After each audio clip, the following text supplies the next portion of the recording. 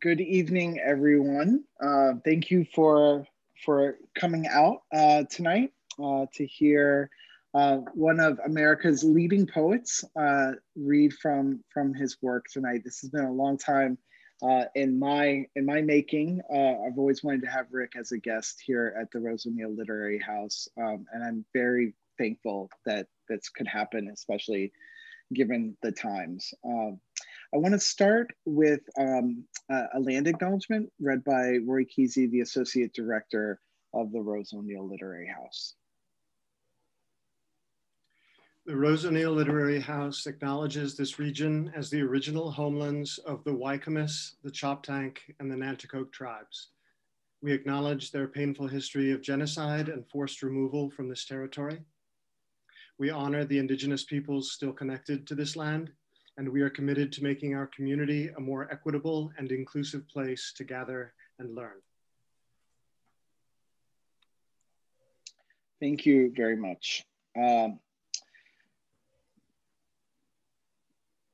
Her story is a part of something larger.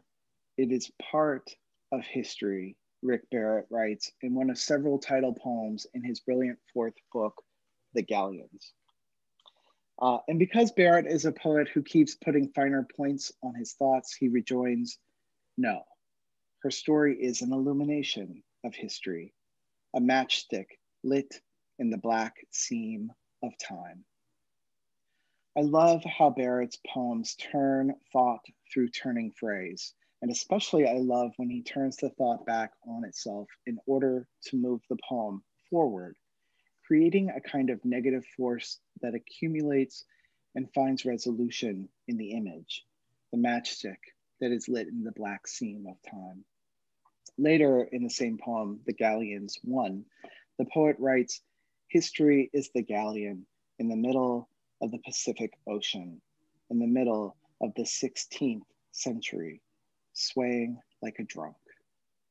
The poem takes back the individual, her story, the poem begins, from the sweeping erasure that history sometimes enacts as it tries to tell something larger. Rick Barot was born in the Philippines, grew up in the San Francisco Bay Area, and attended Wesleyan University and the Writers' Workshop at the University of Iowa.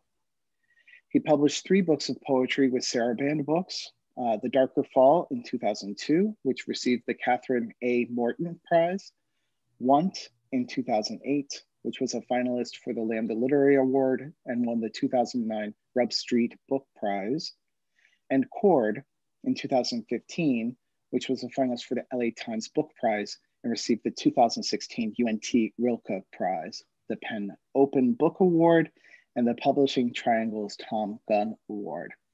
All well-deserved. That book is terrific as well. His 4th book, The Galleons, was released last year by Milkweed. Professor Barot has received fellowships from the Guggenheim Foundation, the National Endowment for the Arts, the Artist Trust of Washington, the Civitella Ranieri Foundation, and Stanford University, where he was a Wallace E. Stegner Fellow and a Jones Lecturer in Poetry. In 2020, Barot received the Shelley Memorial Award from the Poetry Society of America.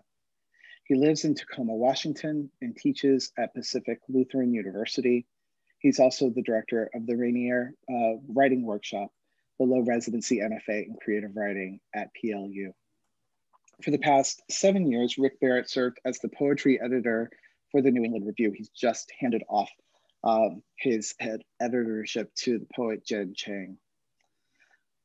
In the issue that introduced him to the masthead, editor-in-chief Carolyn Kubler wrote, Rick brings exactitude and joy to the conversation, interrogation, and an appreciation for the risk writers take each time they create something new.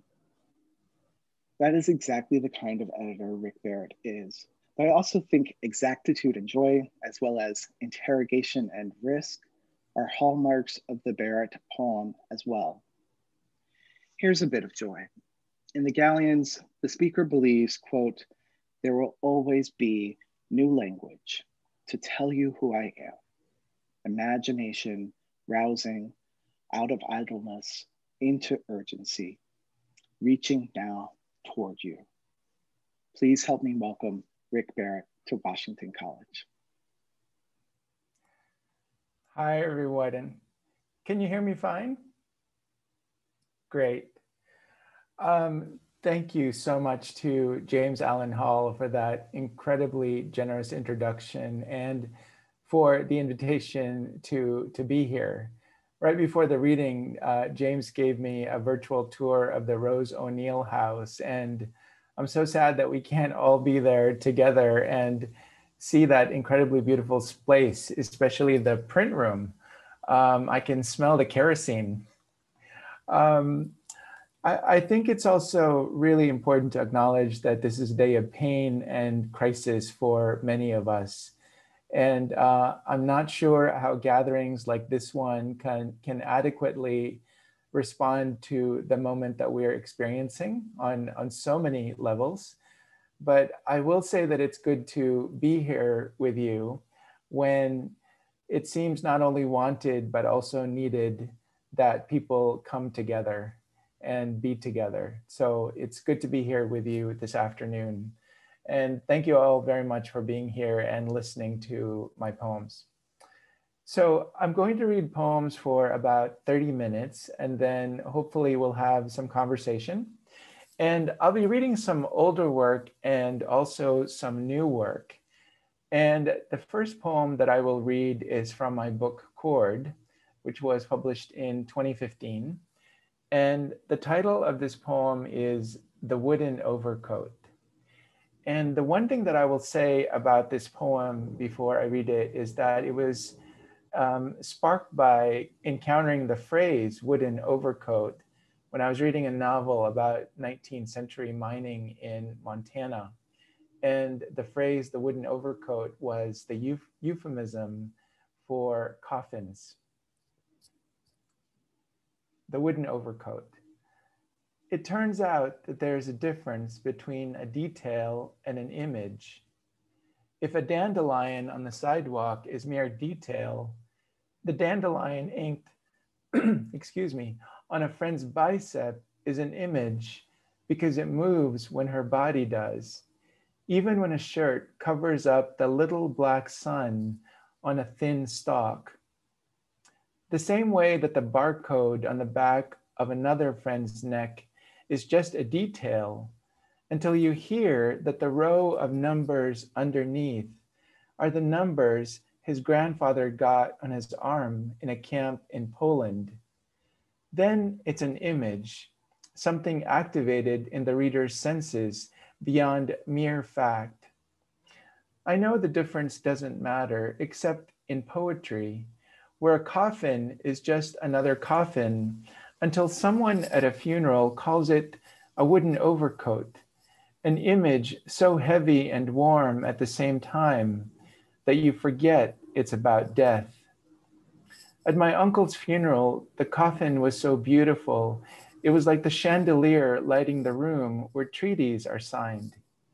It made me think of how loved he was.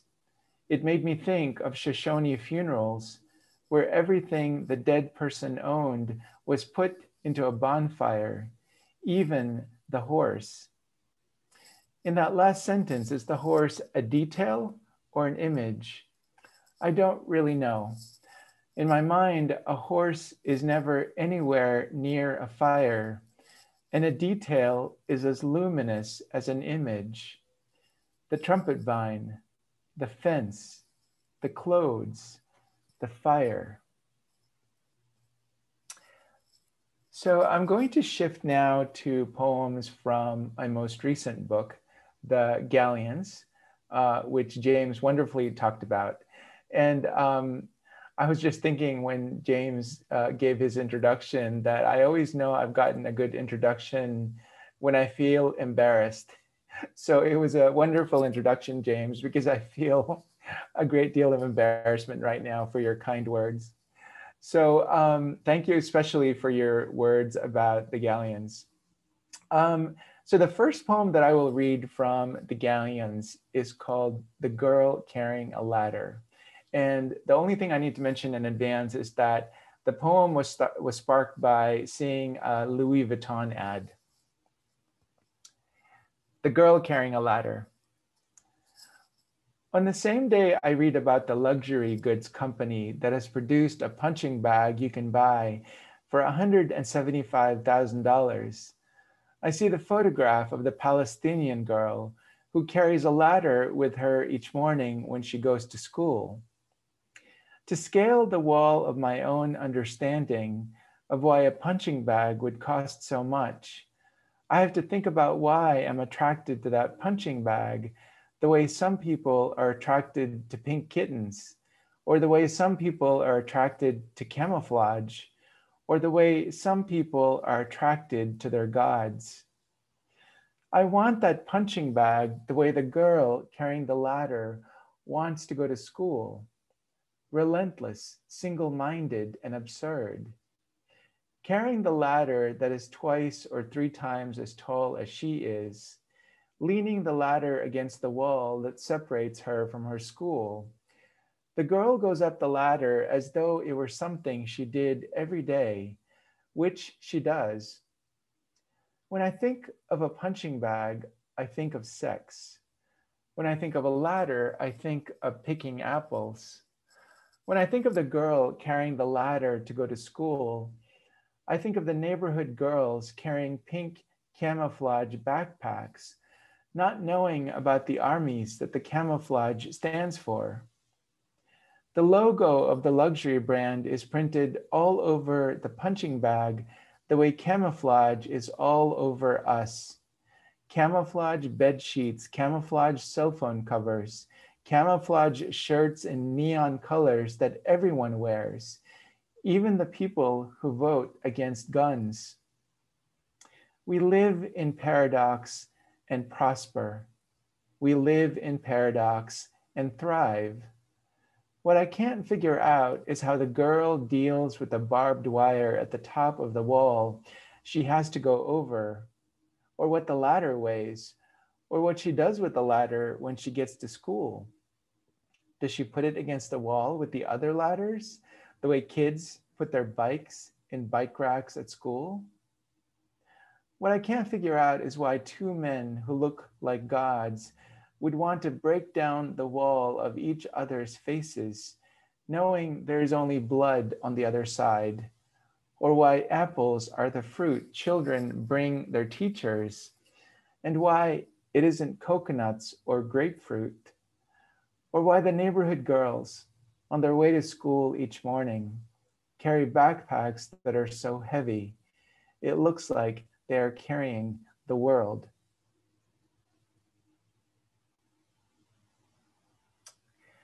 So the title poem for the Galleons is comprised of 10 different poems, which are scattered through the book.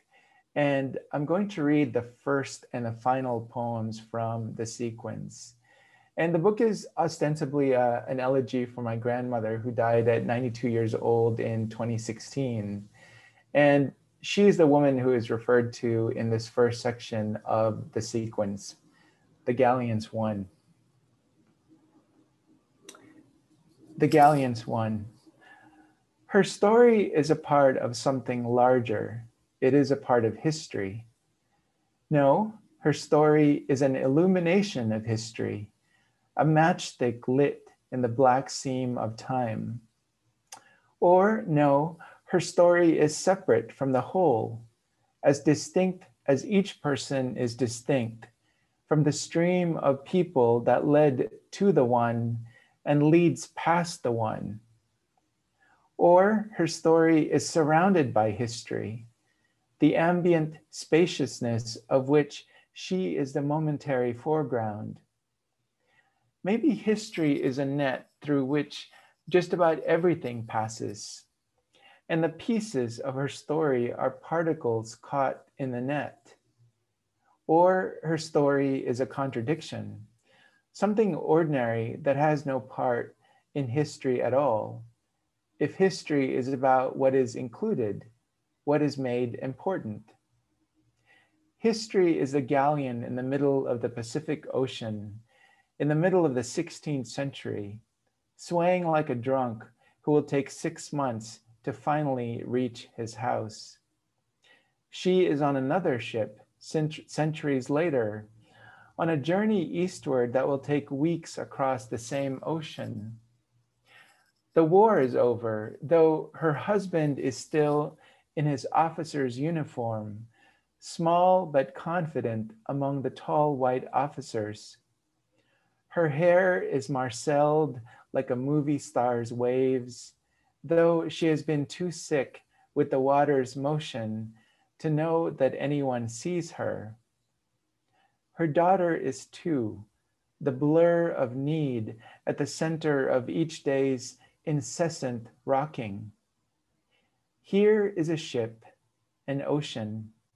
Here is a figure, her story, a few words in the blue void. So the next poem is the Galleons 10, which is the final poem in the title sequence.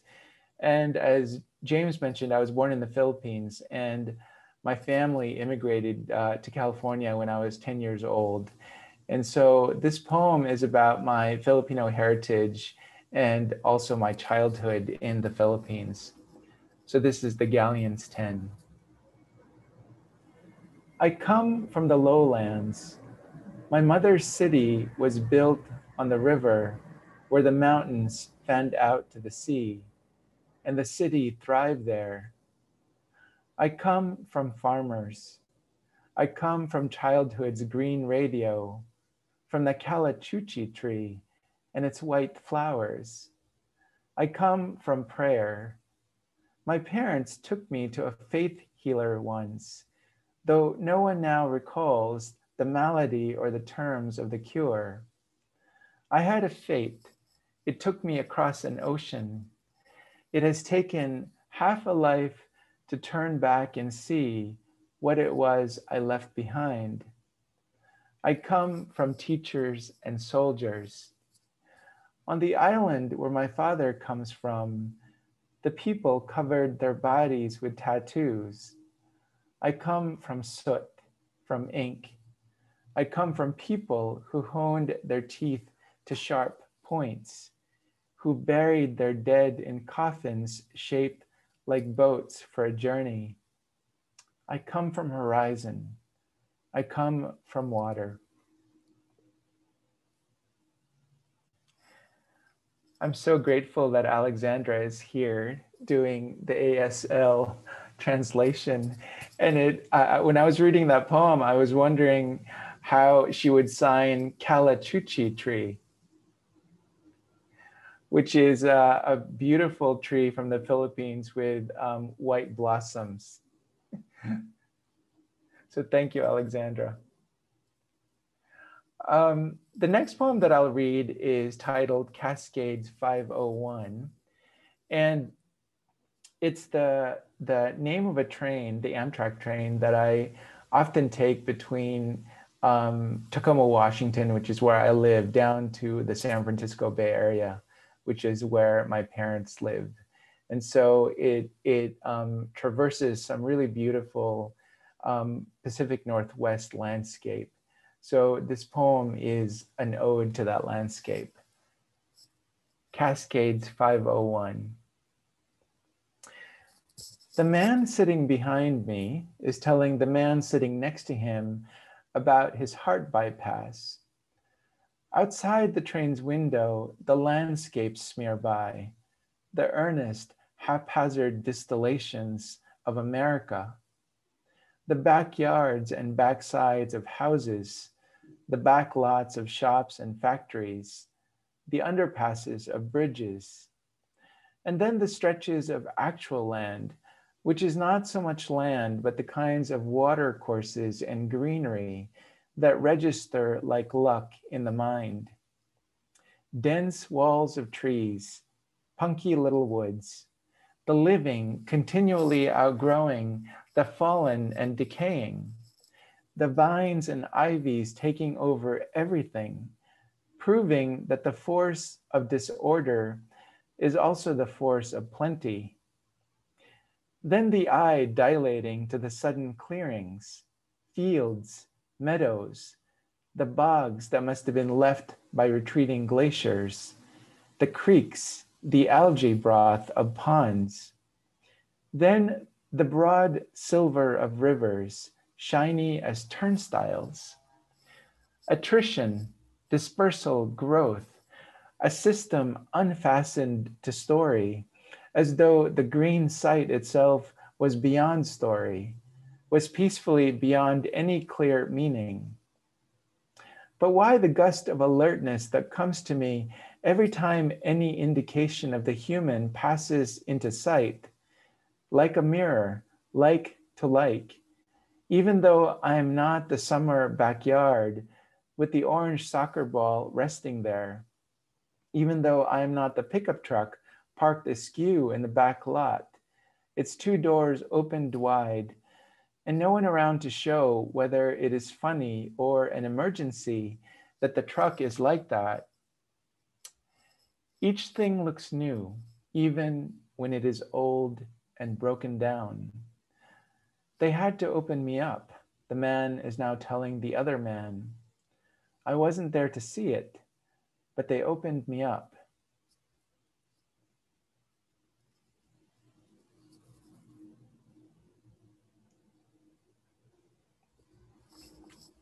I hope you're all doing well out there. So the final poem that I'll read from the Galleons book is an ode to the beautiful old house in Oakland, California, where I spent part of my growing up. And my parents still live in this house, and so our family has been in it for almost 40 years now. And this poem basically meditates on the different lives that haunt a house like ours, including earlier selves, earlier lives of the people who are living in it now. So this is called Ode with Interruptions. Someone is in the kitchen washing the dishes. Someone is in the living room watching the news. Someone in a bedroom is holding a used stamp with tweezers and adding it to his collection. Someone is scolding a dog, barking now for decades, a different dog for each of the decades. Someone is reading the newspaper and listening to a baseball game on the radio at the same time. At the base of the altar, you drop some coins into a wooden box, and the lights reveal the vast, worn painting in front of you. The holy subject is illuminated for a few minutes before it is dim again. There are churches all over Italy where you can do this. The smell of incense, the smell of stone. Someone is taking the ashes out of the small cave of the fireplace, though this might have been 100 years ago when the house was new and we didn't live in it. Someone is writing a letter on thin blue paper. Someone is putting down the needle onto a spinning record, just so. On the couch, someone is sleeping. Upstairs, someone is looking into the bathroom mirror. While we were waiting for her surgery to finish, I walked around the hospital and came across a waiting room that had an enormous aquarium. The black fish with red stripes, the yellow fish with blue stripes, the triangle fish, the cylinder fish, the little orange schools, and the cellophane glints of their quick turns in the box of water among arrangements of coral, the city of bones. Someone is walking down the creaking staircase in the dark, a hand sliding on the rail. Someone is on the telephone, which means nobody else can use it for another hour. Someone in his room is doing homework, me or someone almost like me, 20, 50 years ago. Someone is reading in her room. Someone is talking to the gray wall. Someone is talking to the gray wall. In summer, on a hot afternoon, someone peels at a corner of wallpaper and sees more wallpaper underneath. I used to think that to write poems, to make art, meant trying to transcend the prosaic elements of the self, to arrive at some essential plane where poems were supposed to succeed. I was wrong.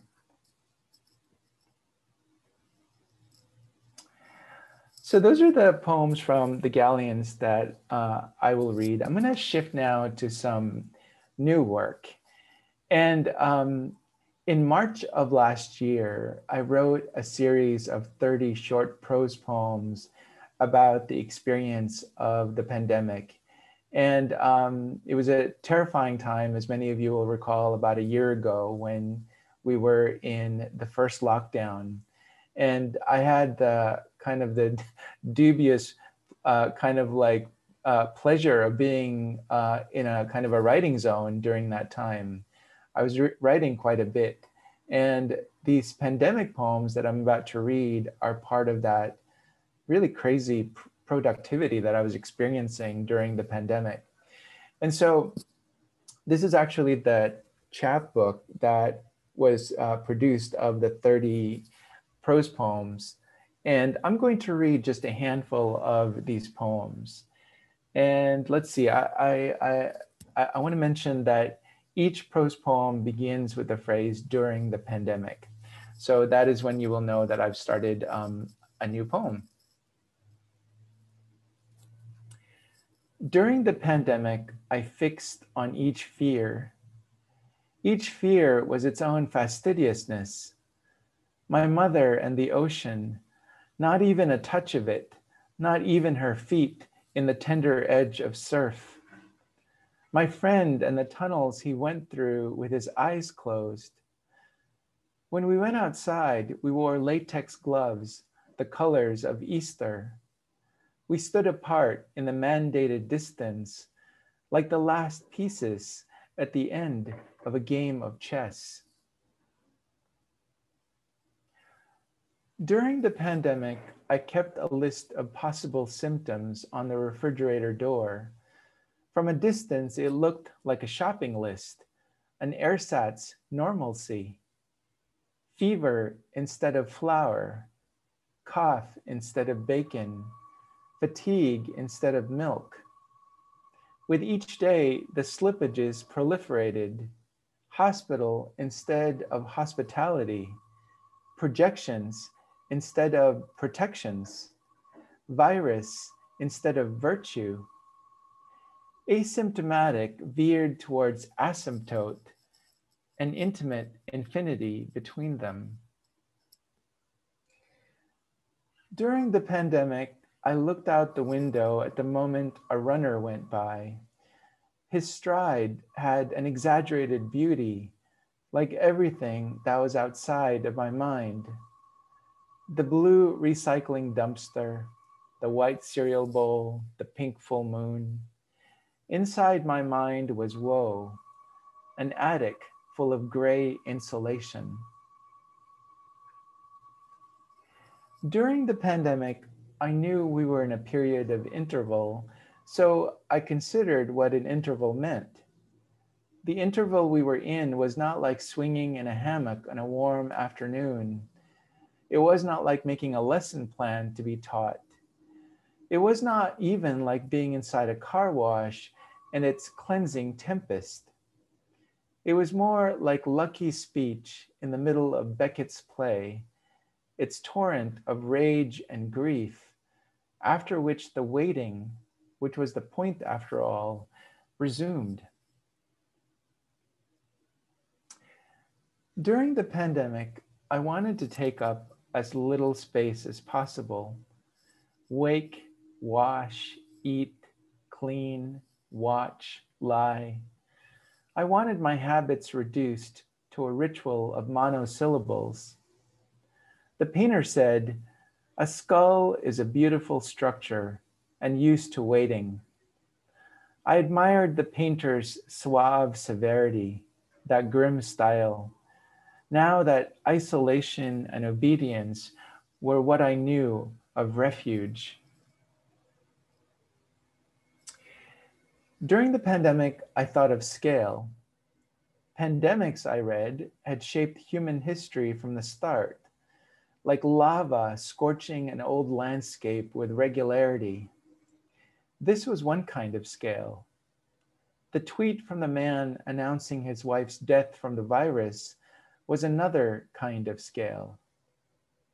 Soft, the size of my face, the mask I wore to the store was one kind of scale. The racist violence being done to people who looked like me was another kind of scale. The poem is the speech of citizenship, a scholar wrote, and I laughed.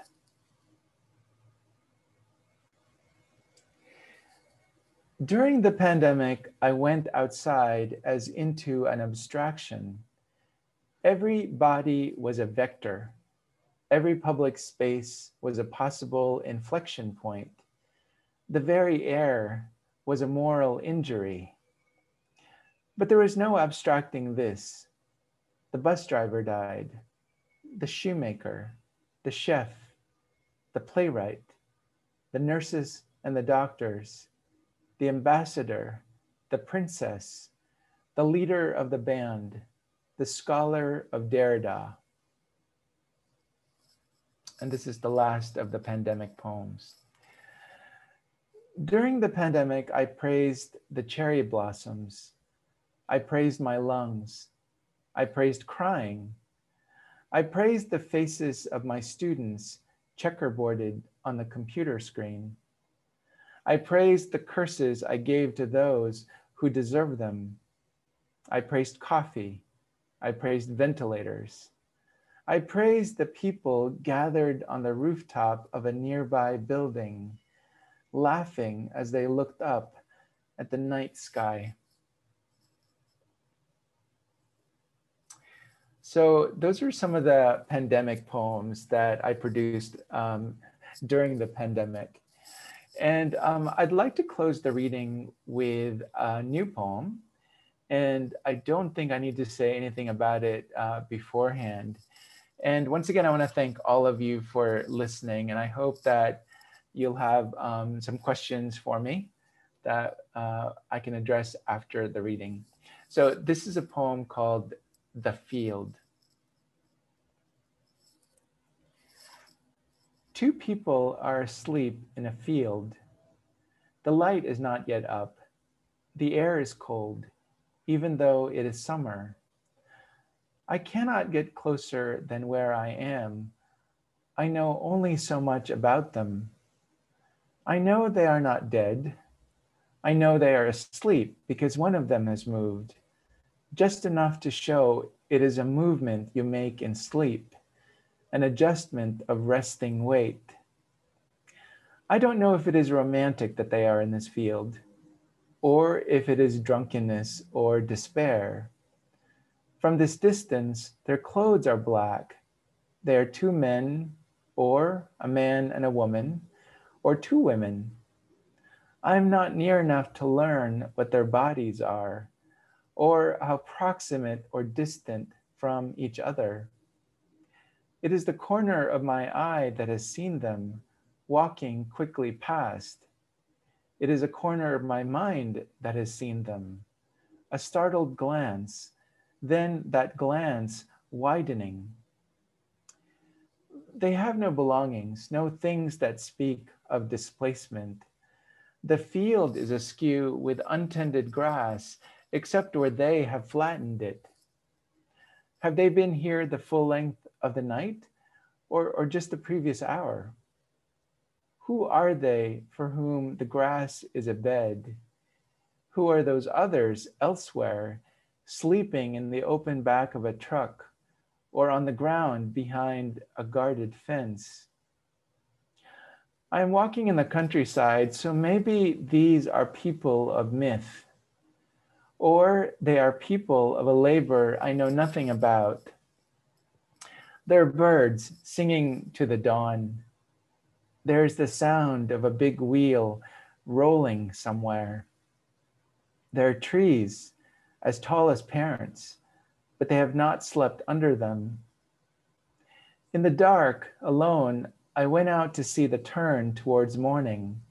Then I saw them.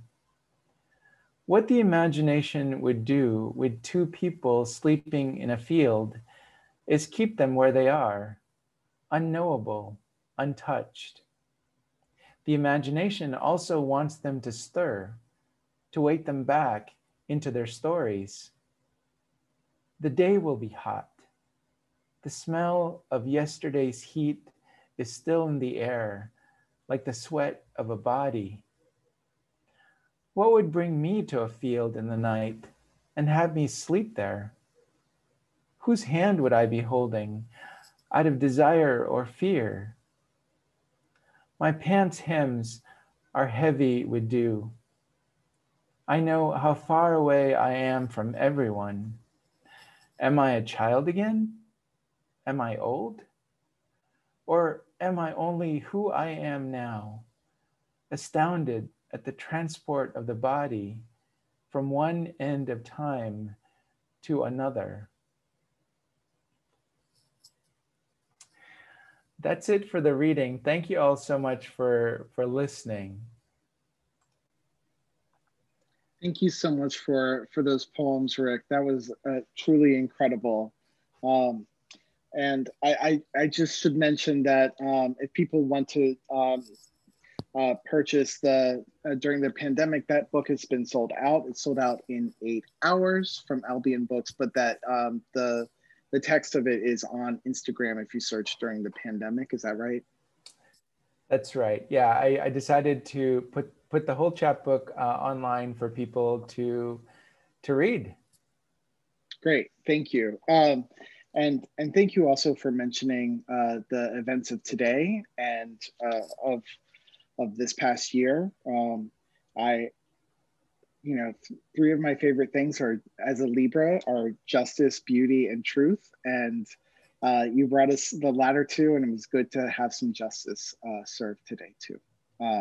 So with that, I will be happy to open the floor for any questions.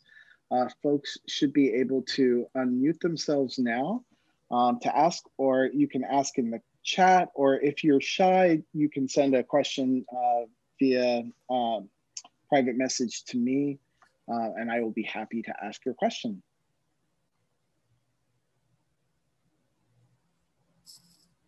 Or James and I will just, share the tea. I mean, I think of I will just say, I have always really loved your poems. They've always been, for me, a way of, I don't know, it's like thinking that opens more and more space. I was thinking, like, how would I visualize your poems? And I kind of think of that sort of blade that like goes like this and just, like passes in an inch, it gets, deeper cut, right? And then another pass and another inch. And it's amazing what you push on your thinking, right? And then how images come in to sort of do resolution work or dissolution work. And maybe you want to talk a little bit about your process in terms of that. Like, I wonder, like, does the thought immediately occur or does it occur later? Mm-hmm. Yeah. That I want to refer to the last poem that I read, The Field, which starts with the image of seeing two people sleeping in a field.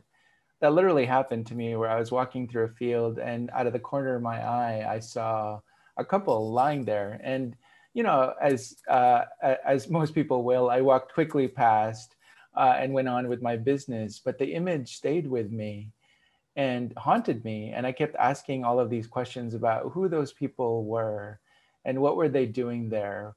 Was it a bad thing or a good thing that they were there? And so I was, the image left me in a kind of space of potentiality, a space of speculation. And it reminded me that one of the things I often tell my students is to engage in something that I call a prepositional exercise with any subject matter that they're trying to write about. And what do I mean by that? There's a way of looking at a subject matter directly in front of you, looking at it in a kind of a straightforward way. But what happens to your understanding of the subject matter if you ask what's next to that subject matter? What's in front of it? What's above it? What's below it? What's behind it? You know, getting a kind of, you know, like the tour that you gave me of the Rose O'Neill house, you know, kind of doing that same thing with your subject matter where you begin to turn it and don't just see sort of the front part of it that in a way you know and that you expect, but to force yourself to position your perspective around the subject rather than just directly. And I will say too that many of us write about subjects that are in fact impossible to write about in a direct way. It's like looking at the sun, it's going to burn you in some way. So I encourage my students that if there is subject matter that is really challenging for them to look at head on, look at the subject right next to it. What is surrounding the subject that you have difficulty writing about in a direct way? And therefore, you learn a lot of things about what you are wanting to write about by looking off to the side, looking to the back, looking to the foreground, rather than directly at the thing. It leads me to thinking about the Galleons and the sweep that it makes of writing about history, of colonialism, but also of other kinds of violence too, because the poems, concern lots of different kinds of cruelties or misuses of power, or misplacements of power, or displacements of power. And so, yeah, I'm wondering, how did that come to you as a subject? Mm-hmm. You know, the core sort of investment for me in the poems and in the book is about my grandmother and writing elegies for her. So it's this very kind of intimate grief that the poems come out of. And all of the other things that you've mentioned, whether it's meditating on capitalism or colonialism or history, those are there to help frame my own understanding of her life, her story, because each one of us, you know, we don't live just sort of as individuals in the sense that, you know, we are connected to all kinds of contexts that surround us and that shape the lives that we live on a day-to-day basis. So, you know, on the one hand, I could have written poems that were strictly just elegies for her and perhaps, you know, ending up with really sentimental poems. But I wanted to challenge myself to write a kind of elegy that was also in conversation with all of the amazing things that surrounded her life and that surround any given life. And she lived for 92 years, which is a long time. And, you know, she immigrated to the United States. She lived through all sorts of things that had to do with war and the change of the roles of women through time and race, you know, being a brown person. What did that mean for her in her life?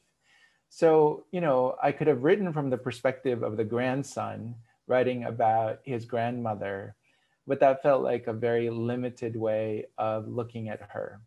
And so I just decided to bring in all of these other elements to develop the emotional investment I had into something that was bigger than just that, because that felt like a kind of a limited way of writing poems, at least when I started writing the book. So I wonder if that answers your question, James. It does. You know, the the critic and incredible racist Helen Bendler says about poetry that it gives individually back to the sweep of history. And I, thinking about the way that the personal interacts with the historical here, it feels like you're applying both to each other, right? That history becomes really personal, and then personal also becomes this sort of microcosm, or right, this stand-in for the macro, right? Mm-hmm. And it just, I think it's so hard to do, and I think you do it really, really, really well. Well, it's just about finding the juxtapositions that can represent those those senses of scale. There's the intimate sense of scale that we as humans, enact day after day. And then there's the larger senses of scale that surround us, whether it's what's happening today in Minneapolis. How do you include that in a poem that you are writing? Or all of the things having to do with the pandemic? How do you represent that in your work when it feels like a hyper object that is very hard to kind of represent in a concrete way? But I think that's part of the kind of occupational mandates maybe that poets have, is finding ways to represent in poems the magnitude, the amplitude of the time, in addition to the beautiful kind of like specificity of the granular, the things that we live with each day. How do you create spaces in your poems wherein all of those things converge and, magnetize each other somehow? And so in a way, that was part of the challenge I gave myself. How do I create a poem wherein large things are also, sitting next to very small things that are ephemeral and fleeting? I also think that you let a lot of the world into your poems, and this is just true from the start of your poems, and maybe this has always been the case for you since you started writing poems. When did you start writing poems? When was your first poem? I started writing poems fairly late, around senior year in college. I wanted very much to be a nonfiction writer in the vein of old school New Yorker nonfiction writers. People who would write 10,000 words about, lightning bugs, or people like John McPhee who would write about geology, or birch canoes. And so, but even as a nonfiction writer, I was always interested in learning about things that didn't have to do with me necessarily. And so I think that, I don't necessarily think about my poems as autobiographical. I'm more interested in writing about things that are, that obviously my subjectivity has embraced, but it's not about me so much. It's about, just sort of the wonder of the world and what it means to be moving through the world, noticing its vivacity. Yeah, I just think of, there's a crisis, you overhear a lot in your poems of people saying things to each other, snippets of speech in the world. But then, of course, there's all the historical research. One of the Galleons is just a list of the names, right, and years.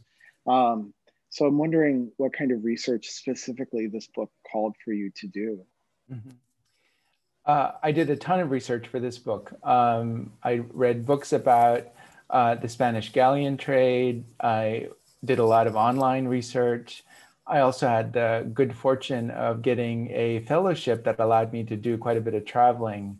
So I went to the Philippines. I was in Europe to do research as well. And so a lot of, actual research, but I didn't do that thing that I imagine nonfiction writers or fiction writers do, which was to do a kind of systematic research. Because when they write the things that they write, they're building whole worlds. Whereas, I think that for poets, that's not necessarily a requirement for poems, that you have to kind of construct these big production sort of like stage sets for your work. So I did a lot of research, but it was very opportunistic in the sense that I just noticed what I noticed. So if a piece of information or an image or a phrase, snagged in my mind or my ear somehow, I took note of that. So it was not systematic at all. It was very sort of like, what is catching my eye, even if I don't know what the significance of it is. So that's what the research, kind of encompassed for me as a poet, because I knew that whatever it is that I noticed would end up being kind of a catalyst for later on a kind of dream state that poems kind of like create when you're writing them. And that writing the poem would be a way of understanding, why did I notice that fact or that image or that sound? The poem is a way of kind of exploring, what's underneath the surface. I love that. And I also wonder, there's so much that calls for our attention these days. Mm-hmm. The news, right? Like the minutia of our lives. But do you have any tips for people who want to pay more attention to the world around them? Like, how do you do it? How do you build up barriers to those distractions? That's a really great question. And I wanna highlight that, there are multiple selves within each person. And, there is your writer self, if you are a writer. There's your reader self. There's your family and community member self. There's your citizen self. And each one of these different selves challenges us to cultivate a different kind of attentiveness, depending on what kind of self we might be living or enacting in any given moment. So I will say that, if you are your citizen self right now, we're all on kind of like red alert. And so the kind of attentiveness that we should be paying to, things in the news, things happening in our communities that are related to questions of justice, that's a particular kind of attentiveness, which is very different from the attentiveness that we have as poets and writers, which I think is closer to what I just described about being a little bit more opportunistic, in the sense that that's a very different self that requires a different kind of fuel and nutrition in a way. The things that are kind of odd and quirky and subjective, cultivating that kind of attentiveness as a writer, that's the kind of attentiveness you need as a writer, which, given what I just described, is a completely different attentiveness from the citizen self, which has to be, clear and complicated and, foregrounding a certain kind of understanding that for the writer self is not really primary. The writer self really revels in uncertainty and unknowing, because the writing is a space where you find out what you know. I'll ask one more question, and then if somebody else wants to type something, we can maybe throw that to you too. But I'm wondering, when you started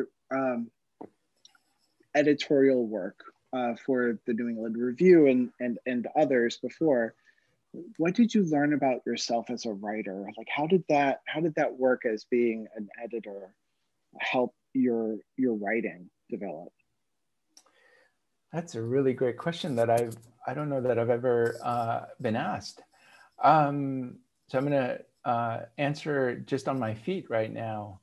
I think one thing I learned from reading all of these submissions from all kinds of writers, at New England Review, we get thousands of poetry submissions a year. It's a sense that it is lonely, but it's not so lonely. There's so many people doing it. Kind of like this common effort to express and to record and to take account of the reality that is unfolding around us. So maybe one thing I learned is a kind of sense of camaraderie from all of these people who are writing poems and submitting them to the magazine. And there was something really kind of beautiful about that understanding that, you know, it feels like grindingly isolated work, but there are many other people doing that work as well. And I think another thing I might have learned is that it's really hard to do because, you know, as any editor who has read through a lot of submissions will know, there's a big proportion of that work that is just not very strong, not very distinct. And then there's, you know, a proportion of it that's excellent. And then there's a proportion that's just sort of like, it's good and it's worth reading. And so just sort of like, you know, how do you kind of situate yourself in that spectrum of sort of value and quality given a whole lot of work? So I learned something about my own work that way, seeing it in light of everybody else's work. But, you know, in the context of that larger camaraderie that I mentioned earlier. How is that as an answer, James? Did that make sense? It makes complete sense, right? That it does feel like what we do as writers is toil away in the dark and by ourselves, and it's very lonely work. But it's good to know that other people are dedicated to that as well, right? It does feel like we're, I don't know, banded together for a larger purpose, right? Besides our egos, right? We want to say something beautiful that hasn't been said. So that's right. I want to thank you for saying many beautiful things tonight, but also I will say in the pandemic, I found it very difficult to read poetry. I needed something that was more intense than the experience I was having.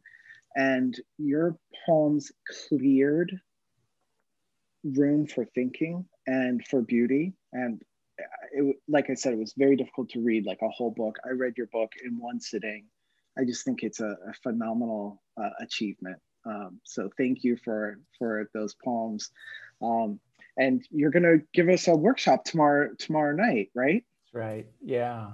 Yeah, I'm gonna ask people to do some writing, and maybe if we have time, we'll do some sharing as well. And James, thank you so much for being such a wonderful host.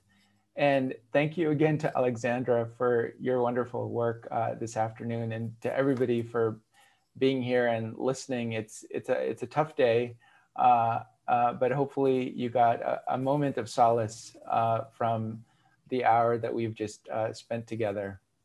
Yes, thank you very much. And Roy is putting in the chat the link to our event. So if you want to register for the workshop, you can still do that just by going to the page. So our next event is there's the registration link. And Roy will put in just a few more links if you want to support the work of the Rose O'Neill Literary House so that we can bring more great authors like Rick Barrett to you. Please feel free to give. Anything helps. And we also are dedicated to making our events accessible. And hopefully we can raise some money to keep doing that too.